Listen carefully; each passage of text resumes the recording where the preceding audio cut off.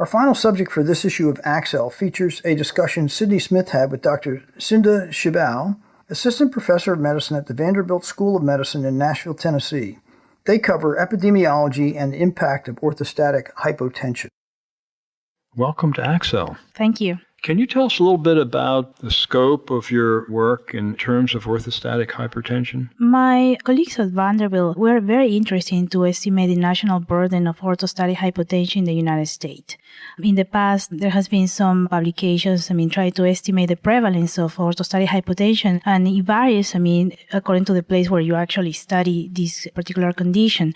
Middle-aged adult could be as low as 6%, and if you study elderly, it could be as high as 60% in institutionalized individuals. I would agree. I'm seeing an aging population, and with that, over the last 15 years, I am personally seeing much more orthostatic hypotension. Yes, indeed. And it could be Parkinsonian patients, it could be just older patients. I think it's a problem. Yes, and what we did is we pretty much, look at one of the largest databases that estimates, the admissions in community hospitals and the discharge diagnosis of these particular individuals, and come up with some national estimates. So what we know is that, for example, we identify about 80,000 individuals that were hospitalized because of orthostatic hypotension.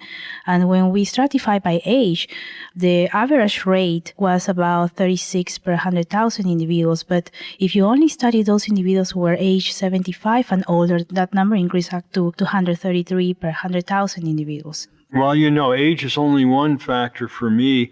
I think about gender, and I also think about ethnicity. We know we have the African Americans and Asians, both populations more likely to have but are they likely to have orthostatic hypotension? Is it similar? So in the study that we published in the American Medical Journal, looking at the demographic of orthostatic hypotension, we know that it affects the elderly. It affects mostly Caucasian males. So we didn't see the same rate in African Americans. It's similar. No, it's much prevalent in Caucasians. The Caucasians are more likely to have the hypotension? That's what our findings show. Mm-hmm. Very interesting. What about gender differences? In that particular study, we observed that it affects mostly males compared to females. So more likely in males, more likely in white males. Not infrequently, I'll encounter an older patient who's on multiple medications for hypertension, and that ends up with some orthostatic hypotension. Is that a factor? We just recently did another study looking at the TennCare database, which is the Medicaid equivalent in the state of Tennessee, and look at the characteristic of the patient that were prescribed medication for orthostatic hypotension. And on average, these individuals have 14 different medications. 14 different? For things other than hypertension, I'm sure. For different conditions or diseases. And this takes me to the next part that I wanted to discuss with you, that patients with orthostatic hypotension, they are older, they have multiple comorbidities, particularly hypertension, and they are on polypharmacy. Do you think that whether or not in older patients the push towards a target blood pressure, let's say of 140, might end up resulting in more orthostatic changes than we would see at a higher target? Well, the evidence that we have so far is that, for example, in previous studies show that those patients who have uncontrolled hypertension actually are the ones that develop more orthostatic hypotension. So just thinking about that the drug is producing orthostatic hypotension I don't think is the right answer. What we know is right now that if you have a patient that have uncontrolled hypertension, they are the more likely to develop orthostatic hypotension as well. Any drugs that are particular suspects for you, ones that you would put a red flag over? When I see a patient that have orthostatic hypotension, the first thing to do is to review their medication. And of course, alpha-1 blockers used for prostatism are an important culprit, including tamsulosin, which is a selective one, also tricyclic antidepressants and diuretics. Very interesting. Do you have any experience now, as you look at this population, with orthostatic hypotension for our ACCEL listeners in terms of a reasonable approach to it? What is very important is to identify which patients are at risk. As I mentioned before, elderly are at risk, and they don't necessarily have symptoms. So it's very important in your clinic to measure orthostatic vital signs. And to do that, we check blood pressure and heart rate while they are supine, and at 1 and 3 minutes after they stand up. When you detect orthostatic hypotension, then the next step is just look at the medication. Once again, these individuals, based on our recent study, they have multiple medications, and look for the common culprits. As I mentioned before, alpha-1 blocker, diuretics, and also a tricyclic antidepressant.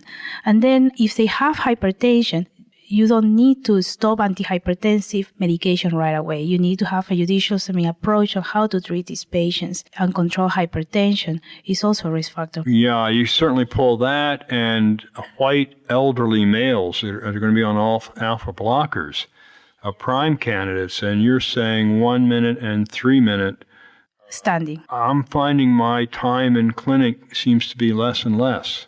And yet, these are really important observations with an aging population. And it's a very cost-effective intervention just to measure blood pressure lying down and standing. And then choose the right medication. Yes. Mm-hmm.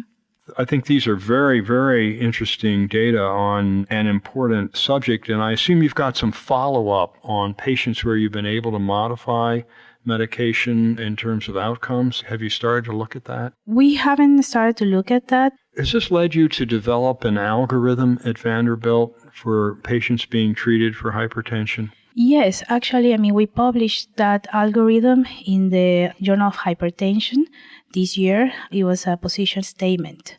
What we suggested is to make a clear diagnosis of orthostatic hypotension based on the definition that I just mentioned before.